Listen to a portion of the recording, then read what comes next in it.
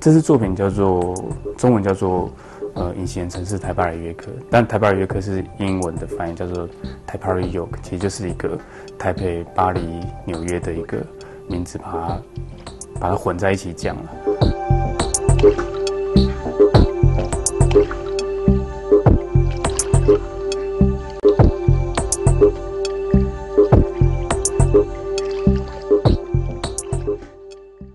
这支作品一样是延续过去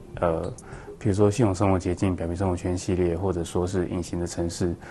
同样的其实同一个概念啊，只是说只是说它的执行的手段还有执行方式比较不一样，但基本上概念还是一样，在试着去发现或者试着去提示。这次拍摄的手法并不是说像我之前一样，就是用我自己，但还是用我自己，就是说像是一个之前比较像是一个行动，像一个 action， 就是我用一台很简单的摄影机放在旁边，然后我用一个临时性的，就是说随机性的去发动一个行动，好，在某一个环境的氛围里面。但这次的话，比较像是我先计划好一个场景，有点像是拍电影啊，或者是拍广告，或者是拍某种类似的一些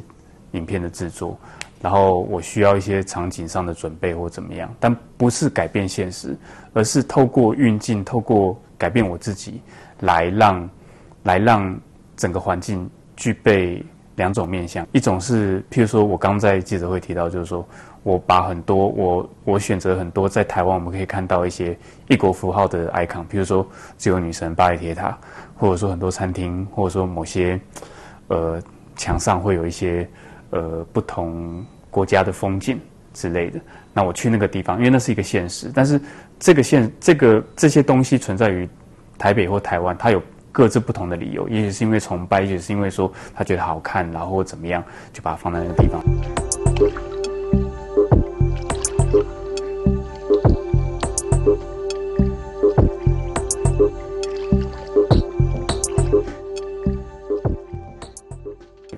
在那个国家，在那个文化里面会发生的一件事情，然后，但是在随着某种转变，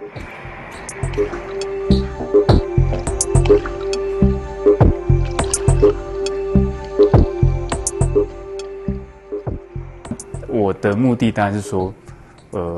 去凸显，一方面是凸显这种不协调，那这种不协调当然也是我们现在大家生活里面常常会遇到的，因为其实不管这是不是全球化了，那至少说，就说在这种媒体或者说在全世界这种资讯流通这么容易或者说这么大量的情况下，我们会发现说这种交集或者这种拼接的所谓的生活方式越来越普遍。那我用拼接这个意思就是说，你可以看到说你在某个地方发现某种风格的什么，你在另外一个地方会发现某种风格的什么，那你当然你还是一样活在这个环境，也许你会跟他产生一些互动，或者说渐渐的你会受他的影响改变，也许是文化，也许是你的价值观，也许是你的身份或什么等等等之类的。但基本上它还是存在着和现实之间的一种断裂。那我试着去呈现这种断裂。